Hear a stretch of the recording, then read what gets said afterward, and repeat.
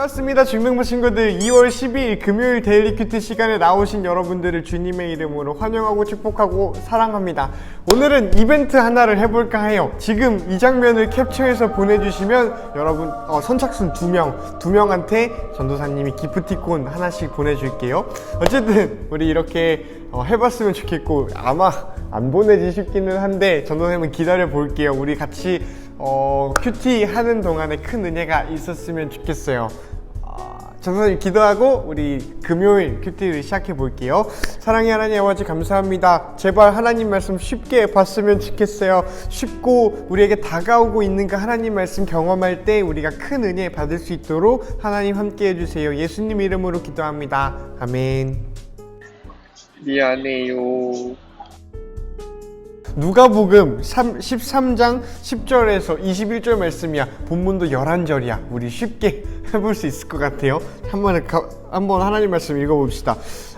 예수님께서 안식일에 어느 한 회당에서 가르치고 있었대. 거기에 18해 동안 병마에 시달린 여자가 있었대요. 그는 허리가 굽어서 몸을 조금 더 펼 수가 없었대. 예수님께서 그 여자를 보시고 가까이 불러서 이렇게 말씀했대요. 여자여, 네가 병에서 해방되었다. 예수님께서 그에게 손을 얹으시자 그 즉시 여인이 똑바로 일어서서 하나님을 찬양했대요. 예수님께서 안식일에 병을 고쳤기 때문에 회당장이 화가 나서 사람들에게 말했대. 일하는 날이 6일이나 있잖아. 이런 날에 와서 병을 치료받아야지. 안식일에는 왜 그러는 거야? 안식일에 일하면 안 돼. 주님께서 대답하셨습니다. 위선자야, 너희는 안식일에 소나 나귀를 외양간에 풀어내어 끌고 가서 물을 마시게 하지 않냐? 근데 이 여자는 아브라함의 딸로서 18년 동안 사탄에 매여 있었는데 안식일에 이 사람의 매임을 풀어줘야 하는 게 맞지 않겠냐? 예수님께서 이 말씀을 하시자 예수님을 반대하던 사람들이 모두 부끄러워했고, 모든 사람들은 예수께서 행하신 영광스러운 일을 보고 기뻐했습니다. 예수님께서 말씀하셨습니다. 하나님 나라는 무엇과 같으며 무엇에 비교할 수 있을까? 하나님 나라는 어떤 사람이 자신의 밭에 가서 뿌린 겨자씨와 같다. 그 씨가 자라고 나무가 되어서 공중의 새들이 그 가지에 둥지를 틀었다. 예수님께서 또 말씀하셨다. 하나님 나라를 무엇에 비교할 수 있을까? 마치 누룩과 같다. 어떤 여자가 이것을 가져다가 밀가루 3마리 섞으니 전체가 부풀게 되었다. 아멘. 짧다. 우리 여러분의 눈으로 한번 쓱 보고 슉 보고 다시 이야기 나눠봤으면 좋겠어요. 시작!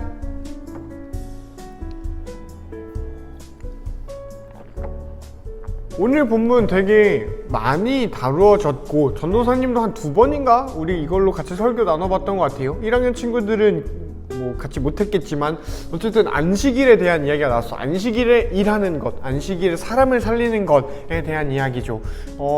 우리가 생각해도 상식적인 거잖아. 우리가 생각해도 안식일이 아무리 거룩하고 아무리 그래도 아픈 사람, 죽어가는 사람 살리는 거는 진짜 당연한 얘기잖아요. 사실 이 복음서가 이렇게 얘기를 해서 그렇지, 그 당시 유대 사회에서도 안식일에 진짜 죽을 병에 걸린 사람들 혹은 사고를 당한 사람들을 이렇게 치료해 주는 건 당연한 일이었어요.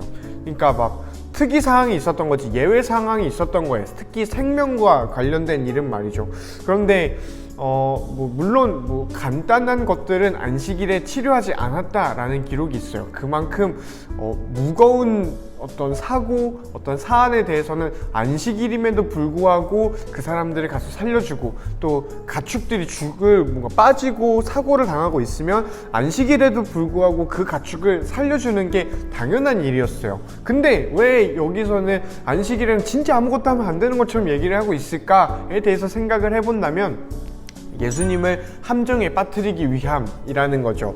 안식일에서 누군가를 구하는 거는 좀 당연한 일이고 논리적인 일이고 그 당시에도 마땅한 일이었는데, 예수님한테 왜 유독 이렇게 하냐면은 그냥 예수님 잡아놓으려고, 예수님 뭐라고 하려고 라는 것이 있겠다 싶어요. 그래서 사실 이 안식일 논쟁이 생기는 것, 이거는 안식일은 어떤 날이다 라는 걸 얘기하는 것보다 예수를 잡아놓자 라는 이야기로 보는 게 맞겠다 싶죠. 근데 전도사님이 이런 걸 다 떠나서 어떤 걸 얘기를 하고 싶냐면, 이 18년 동안 아팠던 여인의 상태에 대해서 좀 얘기를 해보고 싶어요. 왜냐면 예수님이 이렇게 얘기를 하거든.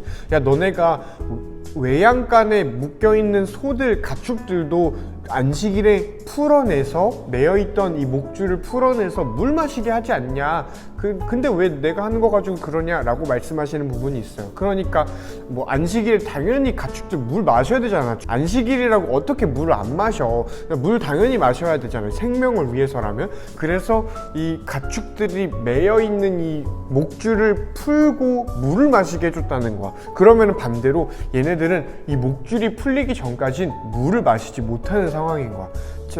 생명을 위해서 필요한 그것을 충족시키지 못하는 상태, 이거를 매여 있는 상태라 그래요. 그런데 예수님이 뭐라고 하냐면은 이 여인이 18년 동안 아팠다가 아니라 18해 동안 사탄에게 매여 있었다라고 이야기를 하는 거죠. 가축에 대해서 괜히 비유한 게 아니라 야, 이 여인이 가축보다 귀하다라는 거를 이야기하고 싶은 건 당연한 거고, 그냥 근데 그거에 머물러 있는 게 아니라 이 가축이 누가 풀어주지 않으면 물도 못 마시는 상태에 있던 것처럼 이 여인은 사탄한테 매여있던 상태였어. 그러니 이거를 풀어주는 게 당연하지 라고 예수님이 말을 하고 있다라는 거예요.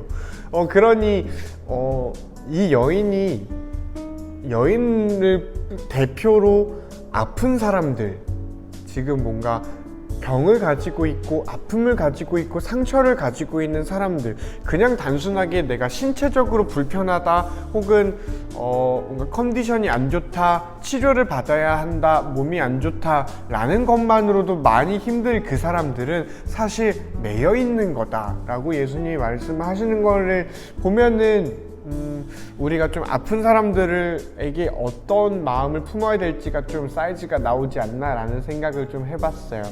전도사님은 개인적으로. 그러면서 좀 어떤 궁금증이 생겼던 게, 질문이 생겼던 게, 예수님이 여인을 뭐라고 부르냐면 아브라함의 딸이라고 그러거든. 근데 아브라함의 딸은 전통적으로 하나님 믿는 사람들을 이야기를 해요. 구원받은 백성을 이야기를 하죠.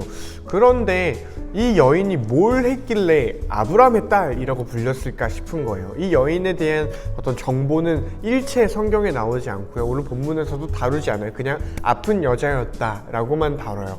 그런데 예수님은 그런 사람한테 가가지고, 그러니까 성경이 특별하게 얘가 뭘 했다라는 걸 얘기하지 않는, 오히려 이 사람 18해 동안 아팠다라는 것만 얘기하는 이 사람한테 가서 예수님이 뭐라고 하냐면 아브라함의 딸이라고 하는 거예요. 우리가 생각했을 때 아브라함의 딸 혹은 구원받은 사람이라고 하면 교회에 정말 잘 나와야 되고 헌금 잘해야 되고 찬양할 때 뜨겁게 찬양해야 되고 전도사님 말씀하면 설교하면은 다 받아 적고 막 아멘 아멘 하고 뭔가 이런 열심히 하는 사람을 떠올리겠다만, 예수님이 봤을 때 병자 18해 동안 18년 동안, 여기 너네 중에 18년 산 사람 있니? 아무도 없잖아요. 그 긴 시간 동안 18해 동안 아팠던 그 사람도 구원받은 사람이라고 예수님은 말한다라는 게 있겠다 싶어요. 그러니 우리가 생각하는 어떤 구원받음, 우리가 생각하는 하나님의 백성이 된다는 것, 이거는 좀 예수님이 봤을 때 다른 이야기였겠다 싶은 게 있어요. 그냥 정말 저 사람이 하는 사람도 예수님 사랑하시는 그런 사람이었고 예수님 구원하신 사람이었겠다 싶죠.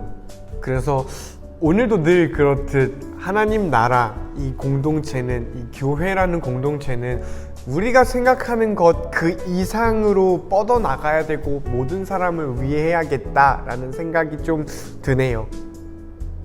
그리고 오늘 본문의 하이라이트, 정말 많은 사람들이 알고 있는 하나님 나라는 겨자씨고 누룩입니다. 겨자씨가 진짜 조그만한데, 코딱지만한데 이게 이렇게 커져가지고 많은 새들이 오고, 또 누룩은 이렇게 한 올 조그만한 이 파우더를 이렇게 빵에 넣으면은 이렇게 부풀어 오른다 라는 게 있죠. 지금 비록 조그맣고 별 볼 일 없을지라도 나중 가면은 정말 커지고 위대 어떤 great해진다라는 거를 성경은 이야기를 해요.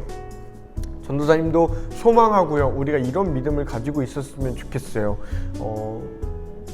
이거는 또 한편으로는 전도사님 생각에 큰 위로가 되겠다 싶어요. 지금 정말 보잘것없고 정말 눈에 보이지도 않고 내가 하나님 잘 믿고 있는 걸까? 라는 생각이 들고, 내가 이거 하는 게 하나님 믿는 건가? 내가 지금 온라인으로 예배를 드리는 게 예배를 잘 드리는 게 맞나? 라는 생각이 들거나, 혹은 생각이 들지 않더라도 이것들을 유지해 나가고 있는 우리의 아주 작은 이 행동들이 어쩌면 오늘 겨자씨를 심는 행위, 겨자씨를 심는 행위, 어쩌면 빵을 굽는데 누룩을 넣는 행위가 되지 않을까 싶어요. 코시국이라 더더욱 그런 것 같아요.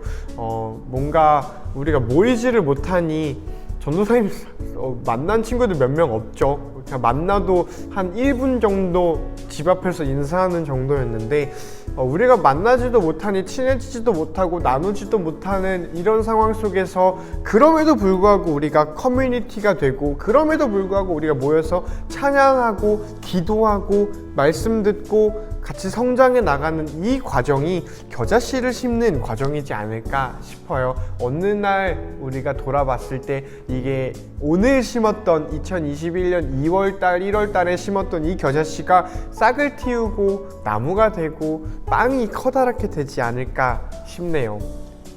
그런 시간을 보내고 있는 여러분들을 축복하고요. 우리가 같이 하나님의 말씀을 들여다봄을 통해서 예배를 드림을 통해서 겨자씨 하나를 땅에 심는 오늘을 살아갔으면 좋겠습니다. 설 잘 보내고 우리 수련회까지 잘 같이 했으면 좋겠습니다. 안녕.